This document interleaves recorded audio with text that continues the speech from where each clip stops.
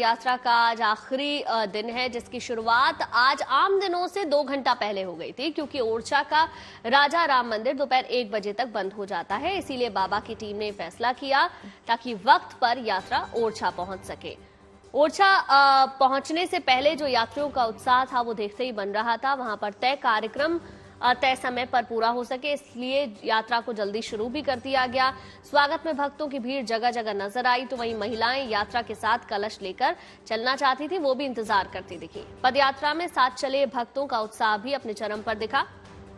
ओरछा में यात्रा के समापन को लेकर भव्य आयोजन हो रहा है। यहाँ पर यूपी के बाहुबली नेता राजा भैया भी पहुंचे हैं। देखिए, हर दिन की ये तमाम तस्वीरें हम आपको दिखा रहे हैं किस तरीके से इस एकता यात्रा का 9 दिन का चरण रहा है, जिसमें कि आज इसका समापन हो जाएगा। 1 बजे के लगभग मंदिर बंद हो जाता है, तो संभवतः यात्रा या तो पहुंचने वाली होगी या पहुंच चुकी होगी। लेकिन उससे पहले की ये तमाम तस्वीरें बहुत दिलचस्प हैं, जिसमें आपको धीरेन्द्र कृष्ण शास्त्री नजर आएंगे। इसके साथ ही तमाम बड़े चेहरे भी इस यात्रा का हिस्सा बने हैं। आज की अगर बात करें तो राजा भैया इस यात्रा का हिस्सा बने। अल्पसंख्यकों को लेके बांग्लादेश में जो हिंदुओं की स्थिति है, उसे लेके केंद्र सरकार ने बांग्लादेश सरकार को कहा है कि उनकी जिम्मेदारी है उनकी रक्षा करना। बिल्कुल सही कहा है। और अंतर्राष्ट्रीय स्तर पर दबाव बनाना बहुत जरूरी है। इसलिए बनाना जरूरी है क्योंकि भारत ने बांग्लादेश को आजाद कराने में भी बहुत सहयोग किया है। आजाद तब हुआ जब भारत ने वहाँ के हिंदुओं को भी अब घरों से बाहर निकल करके सठे साठ्यम समाचरित जैसे को तैसा करने के लिए, जवाब देने के लिए सड़कों पर उतरना चाहिए। वो इसलिए उतरना चाहिए वरना वो खत्म हो जाएंगे। आप नहीं बाहर आओगे, आप खत्म हो जाओगे। इसलिए तो हम सड़कों पर आए हैं। आप हिंदुओं को एक होने की बात कह रहे हैं। इस्कॉन ने कल एक प्रेस कॉन्फ्रेंस की है बांग्लादेश में और कहा है कि चिन्मय दास से हमारा कोई नाता नहीं है, हम उन्हें पहले ही निकाल चुके हैं। ठीक है, अगर उनसे होने की बात कर रहे हो तो इस्कॉन में तो हिंदू रहते हैं ना। इस्कॉन की वहाँ की संस्था को हम ये कहेंगे, जो वो सनातन प्रचारक चेन्नई दास हैं, उनको इस्कॉन से बेदखल किया, ठीक है, पर हिंदू तो हैं। हिंदू होने के नाते तो सपोर्ट करो। सनातनी परंपरा तो निभा रहे हैं ना। वो भी तो कभी रहा होगा महामंत्र का जप करने वाला, तो उस नाते तो उसका सपोर्ट करो। ये गरीब बच्चों के लिए नुकसानदेह हो जाएगा, उनकी पढ़ाई का खर्चा वक्फ वगैरह सब देखता है। इस देश की सरकार की शिक्षा प्रणाली तो है, भारत शिक्षा बोर्ड है, भारतीय शिक्षा बोर्ड है, और वो शिक्षा तो दे रहे हैं। तो एक देश में एक समान शिक्षा व्यवस्था होनी चाहिए, समान शिक्षा पढ़ाई जानी चाहिए, और उनकी पढ़ाई अलग हो, हमारी पढ़ाई अलग हो। ये अलग कैसे हो सकता है? एक देश में रहने वाले लोगों को एक पढ़ाई पढ़नी चाहिए, और देश की शिक्षा मुफ्त है। देश की जब शिक्षा मुफ्त है तो वो अलग से क्यों चला रहे हैं?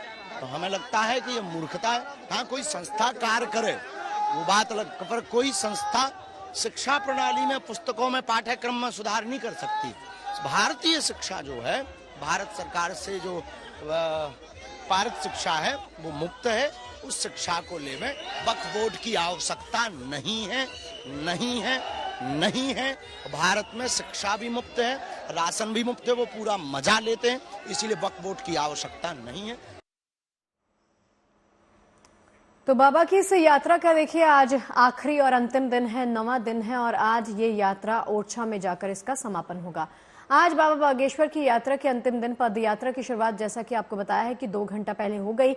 ओरछा का राजा राम मंदिर दोपहर 1 बजे बंद होता है, इसलिए बाबा की टीम ने फैसला किया ताकि वक्त पर यात्रा ओरछा पहुंच सके और वहां पर तय कार्यक्रम तय वक्त पर भी पूरा हो सके। अब ये यात्रा में बाबा के स्वागत में भक्तों की भीड़ जगह जगह खड़ी हुई थी। महिलाएं भी यात्रा के साथ कलश लेकर चलना चाहती थी, वो इंतजार करती दिखी।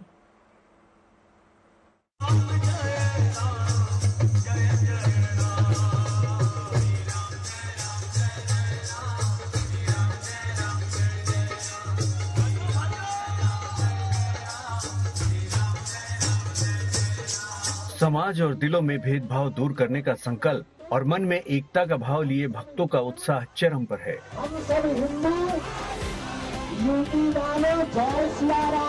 बाबा बागेश्वर की एकता यात्रा के आखिरी दिन भी भक्तों का उत्साह देखने लायक था। समाज से जात पात के भेदभाव और छुआछूत मिटाने के मकसद से चल रही एकता यात्रा में एक से बढ़कर एक आस्था, भक्ति और उमंग के रंग दिख रहे हैं। एक हाथ में तिरंगा और एक हाथ में भगवा ध्वज लिए ये भक्त बिना थके बिना रुके लगातार आगे बढ़ रहे हैं। झूमते गाते पदयात्रा करते इन भक्तों में अपार जोश और उल्लास नजर आ रहा है। क्योंकि आज पदयात्रा का आखिरी दिन है, इसलिए समय से 2 घंटा पहले ही यात्रा को शुरू कर दी गई। यात्रा के अंतिम दिन आज समय से 2 घंटे पहले ये यात्रा शुरू कर दी गई और जो श्रद्धालुओं के जत्थे हैं अब वो रवाना हो रहे हैं ओरछा धाम, यानी राम राजा सरकार के दर्शनों के लिए ये तमाम लोग अब पहुंच रहे हैं। ओरछा में यात्रा के पहुंचने की खबर के साथ ही कई महिलाओं ने बाबा बागेश्वर सरकार के स्वागत के लिए कलश लेकर सुबह से ही तैयार दिखी। बागेश्वर धाम में इन भक्तों की अनंत आस्था है, उनकी भक्ति इनकी ऊर्जा में दिख रही है। आखिरी दिन तो उत्साह देखते ही बन रहा है। सड़क पर रंगोली और हाथों में फूलों की थाली लिए इन बच्चियों की भी इच्छा है कि वो बाबा बागेश्वर का स्वागत तो करें ही, उनका आशीर्वाद भी लें। जात पात की करो विदाई, हम सब हिंदू। 21 नवंबर को बागेश्वर धाम से शुरू हुई ये यात्रा अब अपने आखिरी पड़ाव पर है। 21 नवंबर को बागेश्वर धाम से शुरुआत के बाद अब तक पेप्टेक टाउन, नौगांव, देवरी बंधा, मऊरानीपुर, घुगसी और निवाड़ी होते हुए ओरछा के तिगड्डा पहुंची। ओरछा के रामराज मंदिर पहुंचकर एकता यात्रा समाप्त हो जाएगी। बाबा बागेश्वर की इस यात्रा को तमाम नेताओं और अभिनेताओं का समर्थन भी मिला। कई नामी चेहरे भी इस यात्रा में शामिल हुए। पदयात्रा को मिले इस समर्थन से धीरेन्द्र कृष्ण शास्त्री भी बहुत उत्साहित हैं। उन्होंने ये भी कहा है कि जल्द ही अगली पदयात्रा की तिथि बताई जाएगी। ओरछा से रविशपाल सिंह, गुड न्यूज टुडे। कहाँ से हो? देखिए, आज बागेश्वर धाम से निकली ये यात्रा 160 किलोमीटर की दूरी तय करके अपनी मंजिल ओरछा के रामराजा मंदिर पहुंचने वाली है। इसी के साथ यात्रा का समापन हो जाएगा। ओरछा में बाबा बागेश्वर के स्वागत की जबरदस्त तैयारी है। एकता पदयात्रा के पहुंचने पर ओरछा के लोग आज दिवाली मनाएंगे।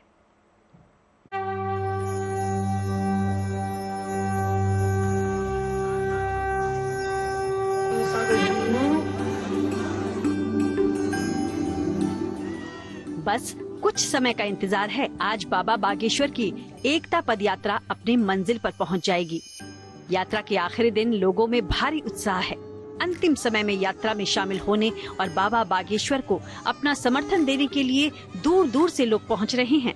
हर तरफ भगवा ध्वज लहरा रहा है। एकता पदयात्रा के आखिरी दिन का रंग और उमंग देखते ही बन रहा है। ये यात्रा कुछ ही देर में 160 किलोमीटर की दूरी तय करने वाली है। अब तक यात्रा के जितने भी रंग दिखे हैं, उन पर आज का रंग, उत्साह और उमंग भारी पड़ रहा है।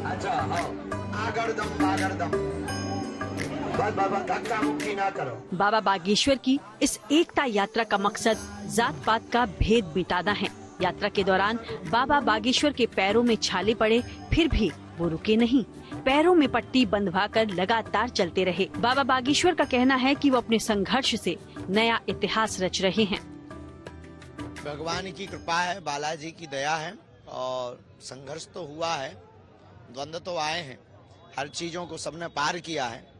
कुछ इस देश के कट्टर जगे हुए हिंदू थे जिन्होंने एक नई अलग जगाई है, सड़कों पर निकले हैं, कायरता और डरपोकपना को छोड़ करके वो निकले हैं। उससे कुछ नया इतिहास रचा जा रहा है, लिखा जा रहा है। ये स्वागत योग्य है। जैसे जैसे पदयात्रा अपने आखिरी पड़ाव की तरफ बढ़ रही है, भक्तों का सैलाब भी बढ़ता जा रहा है। आम लोगों की तरह कई हस्तियां इस एकता यात्रा में शामिल होने के लिए पहुंची। आज ओरछा के रामराजा दरबार में पहुंचकर बाबा बागेश्वर की इस एकता यात्रा का समापन हो जाएगा। ओरछा का रामराजा मंदिर अपने आप में बेहद खास है। इस मंदिर में भगवान राम की पूजा राजा के रूप में होती है। उन्हें बाकायदा गार्ड ऑफ ऑनर दिया जाता है। ओरछा के रामराजा दरबार मंदिर की मान्यता दुनिया भर में है। यहाँ दर्शन के लिए देश विदेश से श्रद्धालु पहुँचते हैं। एकता पद यात्रा के स्वागत के लिए रामराजा दरबार में खास तैयारियां की गई हैं। मंदिर को सजाया गया है। ओरछा के लोगों में इस एकता यात्रा को लेकर जबरदस्त उत्साह है। पूरे ओरछा में यात्रा के भव्य स्वागत की तैयारियां की गई हैं। रास्तों और इमारतों को फूलों से सजाया गया है। रामराजा से प्रार्थना करते हैं, उन जिस इच्छा को लेकर के वो रामराजा के श्री चरणों में पधार रहे हैं, उनका यह जो है, उनका जो संकल्प है वो जरूर सिद्ध होगा। 21 नवंबर को बागेश्वर धाम से शुरू हुई ये यात्रा आज ओरछा के तिगड्डा से चली है और कुछ देर में ओरछा के राम राजा मंदिर पहुंचेगी। आपको यात्रा के 9 दिनों का पूरा सफर दिखाते हैं। 21 नवंबर को बागेश्वर धाम से निकली एकता पदयात्रा Kadari, peptech town, Shanti college Naugaon, Deori rest house, Mauranipur, Ghughsi, Niwari और ओरछा तिगड्डा होते हुए आज ओरछा धाम पहुंच रही है। ओरछा के राम राजा मंदिर में पूजा अर्चना के साथ इस एकता यात्रा का संकल्प पूरा होगा। फिलहाल ओरछा में बाबा बागेश्वर की एकता यात्रा का बेसब्री से इंतजार हो रहा है। ओरछा से रवीश पाल सिंह के साथ bureau report, good news today. तो चलिए सबसे पहले बात जिसकी हम कर ही रहे हैं धीरेन्द्र शास्त्री की, जिनकी पद यात्रा का आज अंतिम दिन है। बागेश्वर धाम से शुरू हुई ये यात्रा तमाम शहरों से गुजरकर आज ओरछा पहुंच रही है, जहां पद यात्रा के स्वागत की भव्य तैयारियां हैं। पिछले 8 दिनों से धीरेन्द्र शास्त्री लगातार चल रहे हैं। लगातार पद यात्रा करने की वजह से उनके पैरों में छाले पड़ गए, लेकिन धीरेन्द्र शास्त्री ना रुके ना थमे। वहां से वो पद यात्रा लगातार गुजरती चली गई। लोग इस यात्रा के साथ जुड़ते चले गए। मनोज तिवारी से लेकर संजय दत्त तक इस यात्रा का हिस्सा बने। आज यात्रा का 9वां दिन है। इस पद यात्रा को ओरछा के राजा राम मंदिर तक पहुंचना है। मंदिर के कपाट बंद होने से पहले धीरेन्द्र शास्त्री यहां पहुंच सके, इसके लिए आज सुबह बागेश्वर का कारवां निकल पड़ा।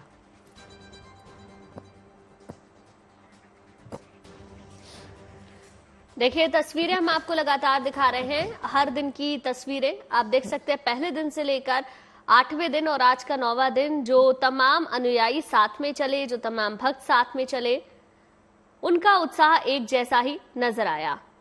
और ये आपके सामने हैं आज की तस्वीरें। आज की तस्वीरें आप देख सकते हैं जब ओरछा के लिए काफिला लगातार आगे बढ़ता जा रहा था, इनके साथ अनुयायियों के जुड़ने का सिलसिला भी लगातार बढ़ता जा रहा था। गुंजन, खास बात जो इसमें देखने वाली ये है कि एक तस्वीर जो आई सामने जो मेरे दिल को छू गई, जिसमें बाबा खुद भी रो रहे हैं। उनके इर्द गिर्द अनुयायी भी बैठे हैं, वो भी थोड़े से भावुक होते हुए दिखाई दिए। लेकिन लगातार जब ये यात्रा आगे बढ़ती जा रही थी तब ना ये रुके, ना ये थके, ना इनके माथे पर कोई शिकन दिखाई दी। ये अपने आप में बहुत बड़ी तस्वीर है और ये आस्था ही है, ये भक्ति ही है इनकी। बिल्कुल शगुफ्ता, और सबसे बड़ी बात यह है कि इस यात्रा के साथ बाबा से जब हमारे संवाददाता ने बात की तो उन्होंने कहा कि ये सिर्फ एक आगाज है और उनके लिए एक ट्रेलर के जैसा है। 2025 में एक बार फिर से वो इसी तरीके की यात्रा निकालेंगे। बहरहाल 9 दिन की यात्रा जिसका आज समापन हो जाएगा। मध्य प्रदेश से होती हुई ये यात्रा उत्तर प्रदेश तक पहुंची है। अब से कुछ ही देर बाद मंदिर पहुंच जाएगी और यात्रा का समापन होगा। मकसद है भेदभाव, छुआछूत को मिटाना, हिंदुओं को एक साथ लाना, और इसी मकसद के साथ ये यात्रा आगे बढ़ी और उनके साथ में उनके भक्त भी तमाम जुड़ते चले गए।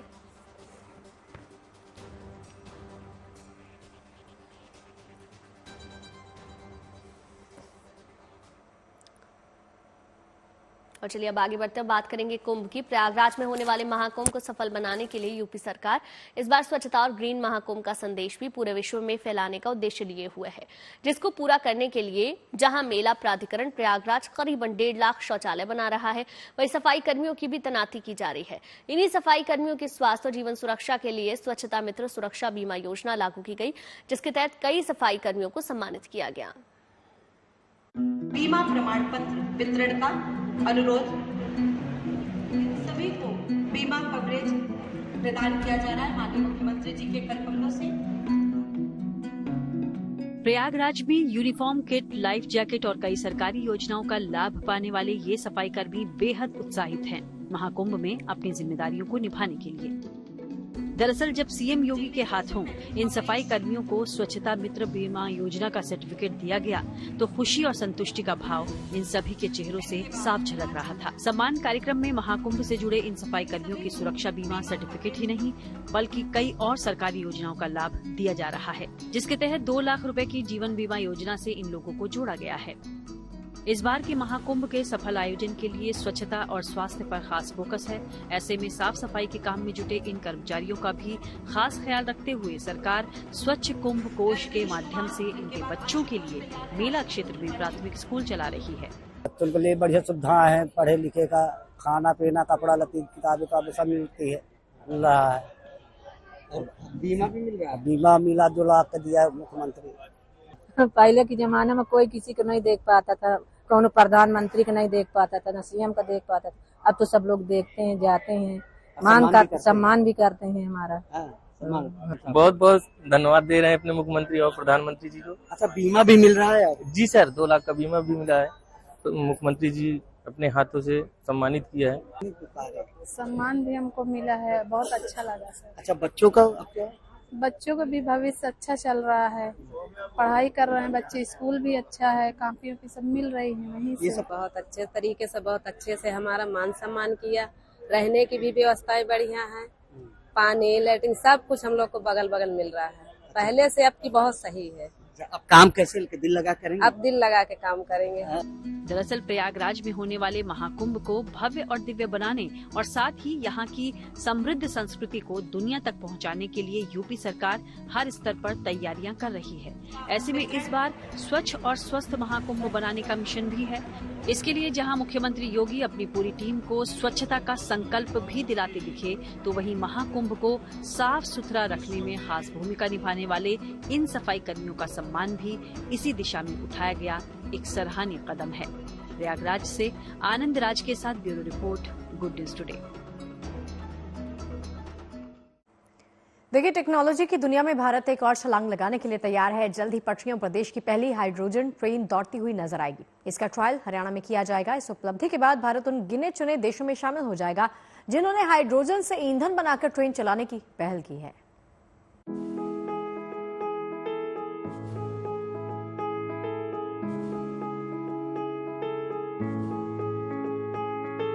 देश की पहली हाइड्रोजन ट्रेन का इंतजार जल्द ही खत्म होने वाला है। नए साल में भारतीय रेलवे के इतिहास में एक नया अध्याय जुड़ने जा रहा है।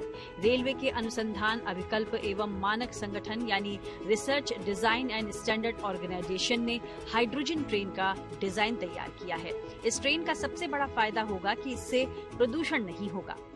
जैसा अभी तक का है, या तो इलेक्ट्रिक से ट्रेन चलती है या तो डीजल चलती है, लेकिन अब हाइड्रोजन से भी ट्रेन जल्दी ही, हम कह सकते हैं नए साल के पहले अगर क्वार्टर में ही हम देखें तो हो सकता है इसका सफल ट्रायल हो जाए। भारतीय रेल के खाते में एक और उपलब्धि होगी जब हाइड्रोजन ट्रेन चलेगी। उसके लिए कोशिश शुरू हो गई है। आरडीएसओ ने इसका पूरा डिजाइन तैयार किया है और लोगों के लिए भी ये एक अलग अनुभव होगा। हाइड्रोजन से बने ईंधन से चलने वाली देश की पहली ट्रेन का डिजाइन पूरी तरह से तैयार हो गया है। नए साल के शुरुआती 3 महीनों में ही इस ट्रेन का फाइनल ट्रायल होने की उम्मीद है। पहली हाइड्रोजन ट्रेन हरियाणा के जींद और सोनीपत के बीच चलेगी। दिसंबर 2021 में हाइड्रोजन ट्रेन का डिजाइन तैयार किया गया था, तभी से इस पर काम चल रहा है। भारतीय रेल एनवायरनमेंट फ्रेंडली जो इनिशिएटिव्स हैं उसमें बहुत तेजी से काम कर रही है और उसमें से एक हमारा ये इनिशिएटिव है हाइड्रोजन रेल। तो hydrogen as an alternative fuel, जो कि ग्रीन फ्यूल है, उसको देश विदेश में अब बहुत सारे लोग उसकी कोशिश कर रहे हैं कि इसको अपनाएं और रोड ट्रांसपोर्ट सेक्टर में भारत में भी इसको सक्सेसफुली अभी अपनाया गया है। और रेल ट्रांसपोर्ट में अभी विश्व में कहीं सक्सेसफुली इसको बहुत ज़्यादा यूज़ नहीं किया गया है। तो ये हमारे लिए एक बहुत अभिनव प्रयास है और हम बहुत एडवांस स्टेज में हैं अब ये इस टेक्नोलॉजी को लाने में, और शीघ्र ही हमें उम्मीद है कि हम इसको सक्सेसफुली इसका एक प्रोटोटाइप डेवलप कर लेंगे। लखनऊ में आरडीएसओ के अंतर्राष्ट्रीय इनोवेटिव रेल एक्सपो में हाइड्रोजन ट्रेन के डिजाइन को प्रदर्शित किया गया है। यहाँ लोगों को इस ट्रेन की खूबियों के बारे में भी बताया जा रहा है। हाइड्रोजन ईंधन से चलने वाली ट्रेन की अधिकतम रफ्तार 110 किलोमीटर प्रति घंटा होगी। इसमें कुल 8 पैसेंजर कोच होंगे। इसमें एक बार में 2638 यात्री यात्रा कर पाएंगे। ट्रेन में पैसेंजर कोच के अलावा 3 कोच हाइड्रोजन सिलेंडर के लिए भी होंगे। इसी में integrated fuel cell converter, battery, air reservoirs भी होगा। इस हाइड्रोजन पावर्ड ट्रेन में हाइड्रोजन सेल से बिजली बनती है, जिससे ट्रेन की मोटर चलती है। इसमें कुछ चैलेंजेस हैं टेक्नोलॉजी के कि एक तो इसमें जो फ्यूल सेल्स हैं वो हमें कैरी करने पड़ते हैं और जो हाइड्रोजन की चार्जिंग है वो जगह जगह पे इसमें करनी पड़ती है। तो उसके लिए एक हमें पहले स्टोरेज का एक प्रोविजन और एक नेटवर्क बनाना पड़ेगा ताकि जगह जगह पे उसमें हाइड्रोजन टॉपअप की जा सके। जानकारों का मानना है कि हाइड्रोजन ट्रेन कम दूरी की यात्रा के लिए बेहद फायदेमंद साबित हो सकती है। फिलहाल चेन्नई के इंटीग्रल कोच फैक्ट्री में इसके इंटीग्रेशन का काम चल रहा है। अब तक हाइड्रोजन फ्यूल पर जर्मनी, चीन जैसे देश काम कर चुके हैं, पर बड़े पैमाने पर कहीं भी ये प्रयोग सफल नहीं हुआ है। सिर्फ जर्मनी में ही हाइड्रोजन ट्रेन 2 बोगियों के साथ चल रही है। ऐसे में 8 कोच वाली हाइड्रोजन ट्रेन चलाकर भारत बड़ी उपलब्धि हासिल कर सकता है। लखनऊ से शिल्पी सेन के साथ bureau report, good news today. देखिए, वीडियो और रील्स के लिए लोग क्या कुछ नहीं करते। आए दिन खतरनाक स्टंट करते हुए कुछ वीडियो भी आए दिन सामने आते हैं, लेकिन क्या ये स्टंट वाकई में होते हैं या फिर कैमरा और एडिटिंग का कमाल है? ऐसे ही कुछ वीडियो आजकल सोशल मीडिया पर वायरल है, जिसमें कुछ लोग जानलेवा स्टंट करते नजर आते हैं। लेकिन आप इस तरह के स्टंट को दोहराने की कोशिश बिल्कुल भी ना करें।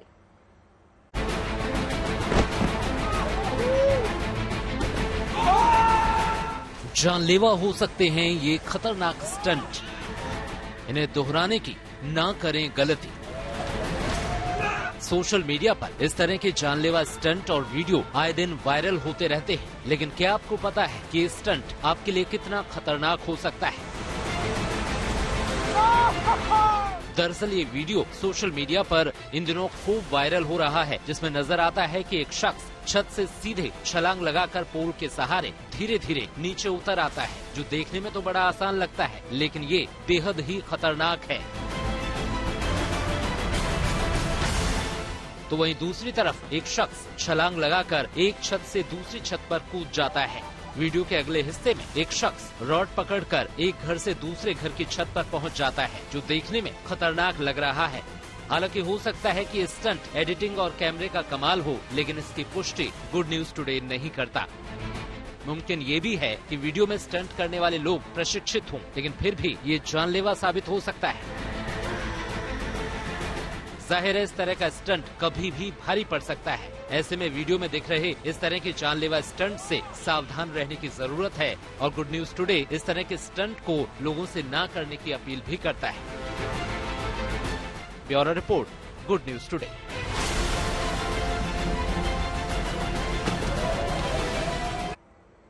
चलिए अब आपको अमेरिका के शिकागो लिए चलते हैं, जहां धूमधाम से थैंक्स गिविंग परेड निकाली गई। असल में थैंक्स गिविंग अमेरिका का एक खास त्योहार है, जिसे नवंबर के चौथे गुरुवार को हर साल मनाया जाता है। इस दिन खास तौर पर परिवार, दोस्तों, प्रियजनों के साथ संबंधों को मजबूत बनाने, अपनी जिंदगी में मिली सफलताओं का धन्यवाद देने के लिए इस दिन को खास तौर पर सेलिब्रेट किया जाता है।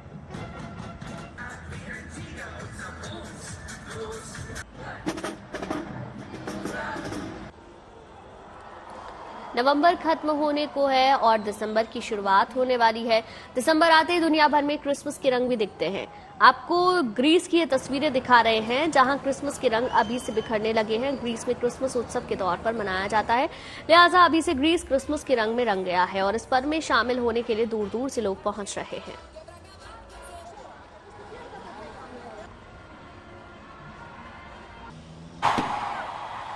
ग्रीस ही नहीं, देशों में कई और देशों में भी क्रिसमस के लिए तैयारियां जोरों पर हैं। स्पेन की राजधानी मैड्रिड में हर तरफ लाइटिंग आपको देखने को मिल जाएगी। जगह जगह सेलिब्रेशंस किए जा रहे हैं। रोशनी की जगमगाहट से रंगे पेड़ और इमारतों की मनमोहक सजावट देखने वाली है। हर साल क्रिसमस के मौके पर इस तरह की तैयारी दिखती है। इन सेलिब्रेशंस में शामिल होने के लिए दुनिया भर से लोग मैड्रिड पहुंचते हैं।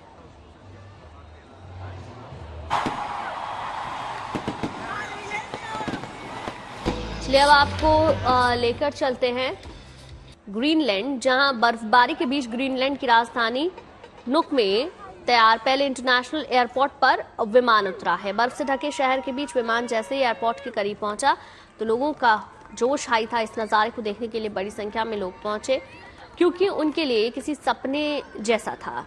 ग्रीनलैंड के लिए नया इंटरनेशनल एयरपोर्ट तैयार किया गया है। इससे पहले ग्रीनलैंड के लिए हवाई यात्रियों को छोटे शहरों में उतरना पड़ता था।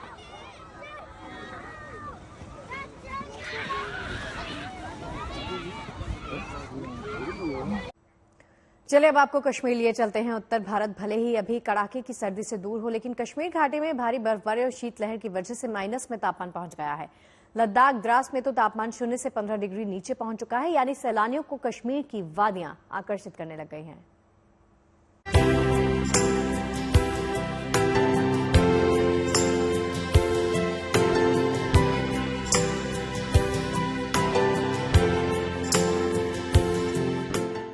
से ढकी कश्मीर की वादियां,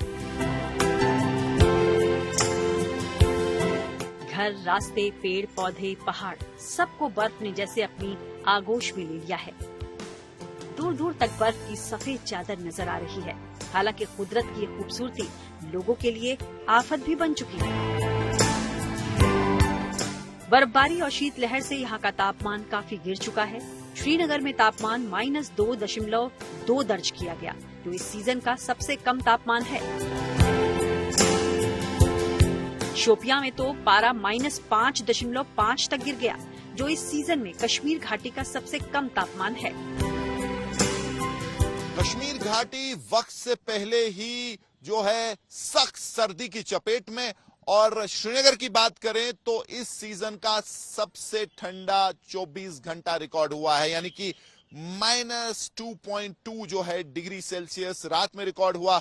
और शोपियन कश्मीर में सबसे ठंडी जगह जो -5.5 तक जहां पारा गिरा है। और पूरे कश्मीर की बात करें तो वक्त से पहले ही इतनी खतरनाक सर्दी जो है महसूस हो रही है। लद्दाख और द्रास की बात करें तो यहाँ हाड़ कपा देने वाली सर्दी पड़ने लगी है। आने वाले दिनों में तापमान में और कमी के आसार हैं।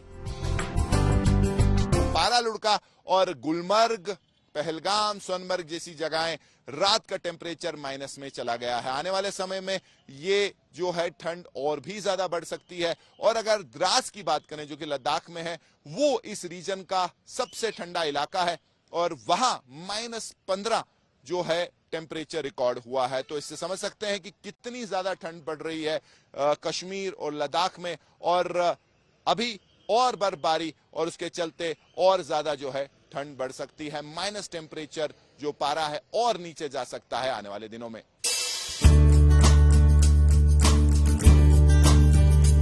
मौसम विभाग के अनुसार आने वाले दिनों में 3 वेस्टर्न डिस्टर्बेंस का असर कश्मीर पर होगा। वेस्टर्न डिस्टर्बेंस अपने साथ बारिश और बर्फबारी लाता है। ऐसे में कश्मीर में और बर्फबारी के आसार हैं। इसका असर मैदानी इलाकों पर भी पड़ सकता है। कश्मीर में कड़ाके की ठंड की शुरुआत के साथ ही ट्यूलिप बल्बों की मिट्टी में लगाने का काम करीब पूरा हो चुका है। अब तक ट्यूलिप के लाखों बल्ब लगाए जा चुके हैं, यानी आने वाले समय में कश्मीर घाटी ट्यूलिप गार्डन की खूबसूरती से गुलजार रहे, उसके बंदोबस्त कर दिए गए हैं। श्रीनगर से मीर फरीद के साथ bureau report, good news today. और चलिए अब बात करते हैं बारिश और बर्फबारी की। भले ही कश्मीर में इन दिनों जोरदार बर्फबारी का दौर है, लेकिन उत्तराखंड और हिमाचल में कुछ ऊंचे पहाड़ों पर हो रही बर्फबारी को अगर छोड़ दिया जाए तो बाकी इलाकों में अच्छी बारिश न होने से सूखी ठंड इन दिनों लोगों को परेशान कर रही है। हालांकि बर्फबारी की झलकी दोनों ही राज्यों में दिख जरूर जाएगी, लेकिन बेहतरीन बर्फबारी का है और रही सही कसर पाला पूरा कर रहा है, जिस वजह से सब्जी और फल की खेती भी बर्बाद हो रही है। हालांकि उत्तराखंड के पड़ोसी राज्य हिमाचल में ऊंचे पहाड़ों पर बर्फबारी की तस्वीरें सामने आ रही हैं। कई पर्यटन स्थलों पर रात में तापमान गिर रहा है, जिसकी खूबसूरती निहारने के लिए सैलानी भी पहुंच रहे हैं। ऐसे में कांगड़ा की धौलाधार रेंज में सैलानियों की ट्रैकिंग पर फिलहाल रोक लगा दी गई है। देखिए, सभी ट्रैकिंग एक्टिविटीज में जिला कांगड़ा में मूवमेंट बंद कर दी गई है। तो जितने भी छोटे बड़े ट्रैक्स है उस पे किसी प्रकार की ट्रैकिंग एक्टिविटीज़ को एंगेज होने में अभी यदि कोई व्यक्ति पाया जाता है तो वो डायरेक्टली जो एक मैजिस्ट्रेट ऑर्डर है उससे उसके वॉयलेशन में ये घटना जो है पाई जाएगी और लीगल एक्शन हम इसमें इनिशिएट करेंगे। कहीं कम तो कहीं ज्यादा पहाड़ों पर बर्फबारी का फिलहाल तो यही दिख रहा इरादा। बारिश और बर्फबारी के न होने से सूखी ठंड कई जगहों पर जोरदार है। उम्मीद है कि आने वाले समय में बारिश और बर्फबारी खूब होगी, जो इस सूखी ठंड से स्थानीय लोगों को न केवल निजात दिलाएगी बल्कि बाहर से आने वाले पर्यटक भी सर्दी के मौसम को खूब एंजॉय कर पाएंगे। हिमाचल के कांगड़ा से अशोक रैना, उत्तराखंड के चमोली से कमल नयन सिलोड़ी और बागेश्वर से जगदीश चंद्र पांडे के साथ bureau report, good news today.